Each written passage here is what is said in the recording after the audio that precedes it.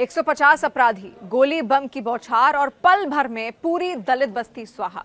नवादा जिले के दिदौर पंचायत के कृष्णा नगर गांव के लिए बीती रात बहुत भयावह रही और बेहद खतरनाक। मुसहर समुदाय के लोगों के लिए ये रात किसी काली रात से कम नहीं थी। शाम करीब 6 बजे लगभग 150 की संख्या में आए अपराधियों ने पहले गोलियों की बौछार से माहौल को भयभीत कर दिया, फिर बम धमाके और केरोसिन तेल से पूरी बस्ती को आग के हवाले कर दिया। आग की लपटों ने कुछ ही समय में पूरे गांव को अपनी चपेट में ले लिया, जिससे कई घर तबाह हो गए और मवेशियों की जलकर मौत हो गई। कुछ ही पलों में लोगों का आशियाना खाक हो गया। क्या है घटना और इसके पीछे की कहानी, ये अब आप सुनिए। स्थानीय निवासियों के मुताबिक उनके पूर्वज इसी जगह पर रहते आए हैं और वो कई पीढ़ी दर पीढ़ी यहाँ पर रहे हैं। उन्हें ये जमीन बिहार सरकार द्वारा आवंटित की गई थी। हाल के दिनों में पासवान समुदाय के लोग इस जमीन पर कब्जा जमाना चाहते हैं, जिससे विवाद की स्थिति उत्पन्न हुई और पहले भी कई बार इसको लेकर झगड़े हो चुके हैं।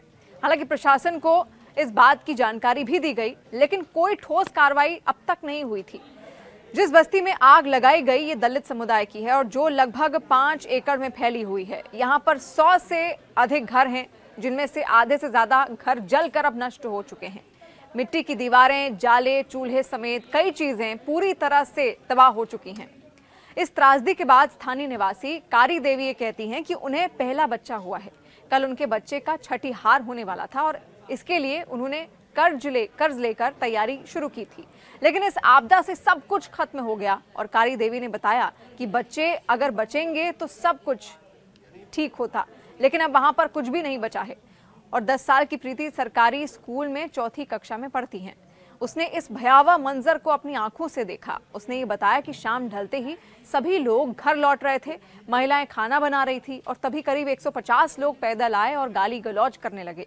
इसके बाद बंदूक से फायरिंग शुरू कर दी गई और इसके बाद बम फेंके गए और कुछ लोग केरोसिन से आग लगाने वहां पर पहुंचे थे। अचानक अफरा तफरी मच गई और सब लोग अपनी जान बचाने के लिए भागने लगे। जिन्होंने आग लगाई वो भी भाग गए।